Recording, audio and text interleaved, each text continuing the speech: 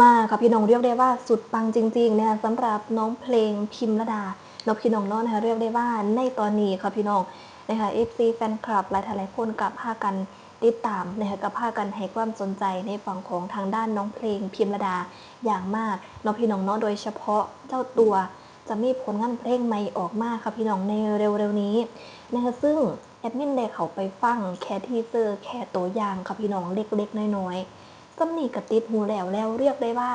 แค่ทีเซอร์ค่ะพี่น้องแค่ทีเซอร์แค่ตัวอย่างเพลงแค่นิดเดียวค่ะพี่น้องแอดมินได้เขาไปเบิ่งปรากฏว่าคนแห่ดูเกือบล้านแล้วนี่แหละค่ะพี่น้องว่าที่เพลงจะดังว่าที่เพลงจะปังนกพี่น้องเนาะอ้าวเนี่ยละเนี่ยค่ะสำหรับในฝั่งของทางด้านน้องเพลงพิมรดานกพี่น้องเนาะเรียกได้ว่าในตอนนี้เนี่ยกระแสกระถือว่ามาแรงอย่างต่อเนื่องไม่มีแผ่วกันเลยทีเดียวไม่ว่าจะทำอะไรก็ตามกะถือจับตาไปเบิดสุยางนกพี่น้องเนาะนะคะแล้วก็ในเร็วๆนี้นะคะจะมีเพลงออกมาปล่อยออกมานะคะซื้อเพลงมาไปต่อบอดใดค่ะพี่น้องแอดมินเด็กเขาไปฟังแล้วบอกเลยนะคะว่าแค่ฟังแค่นิดเดียวกระติดหูแล้วนกพี่น้องเนาะแล้วก็เป็นเพลงที่สิว่าจังเลยล่ะสื่อความหมายได้ดีนะคะสื่อความหมายได้ดีความหมายในเพลงนี้ก็คือชัดเจนเราถึงให้เฮาเห็นภาพวันเถาะนะคะ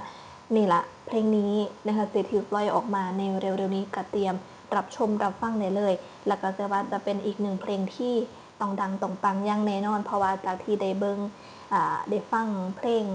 ท่อนฮุกนิดหน่อยค่ะพี่น้องปรากฏว่าคนแห่ดูเกือบล้านนะคะคนแห่เข้าไปดูเกือบล้านตอนนี้มีประมาณ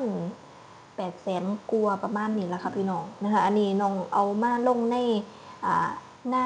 Facebook ของน้องเนาะพี่น้องเนาะแล้วน้องกะ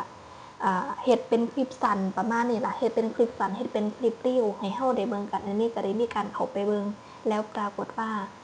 เกือบล้านแล้วสำหรับยอดวิวในตอนนี้ก็ถือได้ว่าบ่ธรรมดาเนาะพี่น้องเนาะเอากะตามนั้นล่ะค่ะพี่น้องก็รอติดตามตามติดได้วันเถาะแนวเรียกได้ว่าเสียงของน้องเพลงพิมรดาก็คือเป็นเสียงที่แบบว่าคันน้องได้ร้องเพลงที่เสียงสูงหลายคนบอกว่ามันสิเข้ากับน้องเนี่ยมันสิเข้ากับน้องหลายคนมาจังสันนะแล้วเพลงนี้ก็มีท่อนสูงท่อนต่ำเนาะพี่น้องเนาะอยากให้ทุกคนได้รอติดตามวันเถาะนะเรียกได้ว่ากระแสกำลังมาค่ะพี่น้องไม่ว่าจะทำอะไรก็ตามกระถือจับตาไปเบิดคนจ่องก็คือจ่องคักจ่องแน่ค่ะพี่น้องเนาะพี่น้องเนาะคนจ่องที่สิแบบค่อยทรงกำลังใจกับมีหลายแล้วก็กลุ่มหนึ่งกลุ่มที่จ่องที่สิแบบปั่นป่วนกับมีหลายคือกันนะคะเพราะฉะนั้นก็เป็นกำลังใจให้สำหรับทางด้านน้องเพลงเนาะพี่น้องเนาะนะคะเสียมาถึงแม้ว่าน้องนะคะสิว่าจังไดล่ะนะคะในตอนนี้ถือว่าเป็นศิลปินที่อายุน้อยนะคะเป็นศิลปินที่อายุน้อยแต่กระแสของเรากำลังมาเพราะฉะนั้นเฮากะอย่าสะถิมนะคะอย่าสะถิมนะคะเฝ้าคว้าเอาไว้ค่ะพี่น้องแล้วนี่ล่ะก็มีผลงานเพลงไปต่อบ่ได้นะคะศิลปินก็สิเป็นเพลงพิมดากับครูเตอร์นะคะแต่งเนื้อร้องทำนองโดยพี่ตุ้งหนิงพันนะพี่น้องโอ้ยมวนแห้งนะคะมวนแห้งนะคะคนที่บ่ทันได้เขาไปฟังอยากให้เขาไปฟังแอดมินกาบ่ได้เต็มปากนะคะว่าเพิ่งเคยฟังบางนึงหันเนี่ยแหละค่ะพี่น้องฟังบ่พอ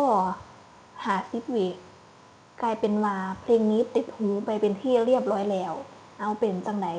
แอดมินครับพี่น้องคันได้ฟังเพลงไหนแล้วมวนก็คือมวนทันทีเนาะพี่น้องเนาะเอากะตามนั้นแหละครับพี่น้องเชื่อว่าจะเป็นอีกหนึ่งเพลงที่เชื่อว่าต้องปัง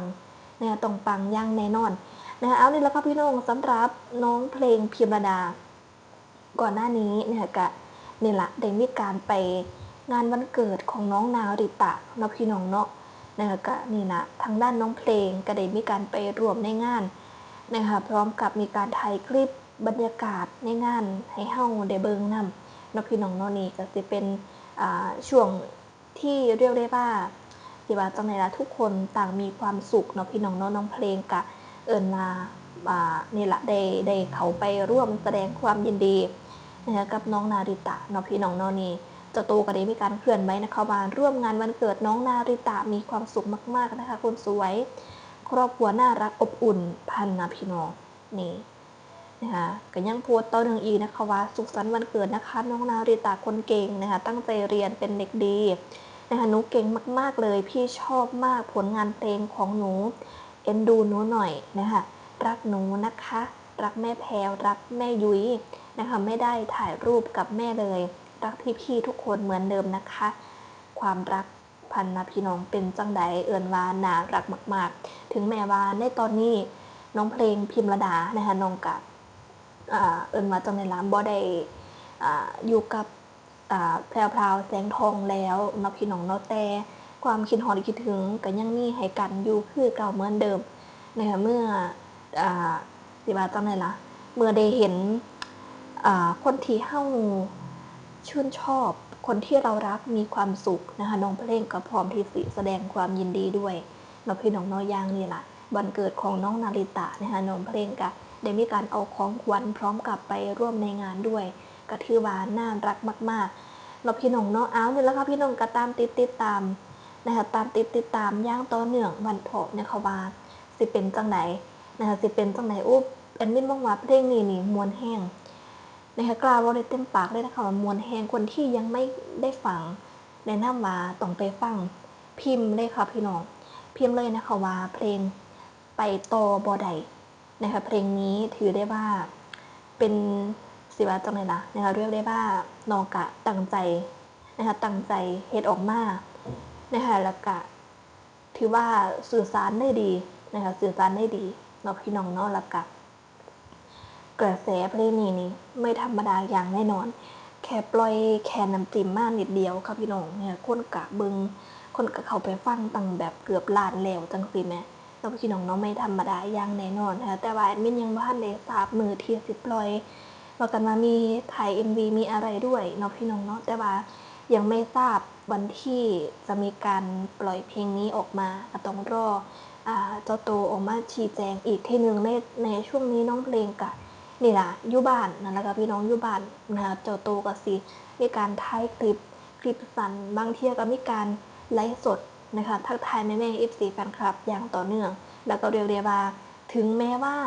สิบ่ได้อยู่กับแพรวพราวแสงทองนะคะถึงแม้ว่าสิบ่ได้อยู่ค่ายน้ำผู้ใดก็ตาม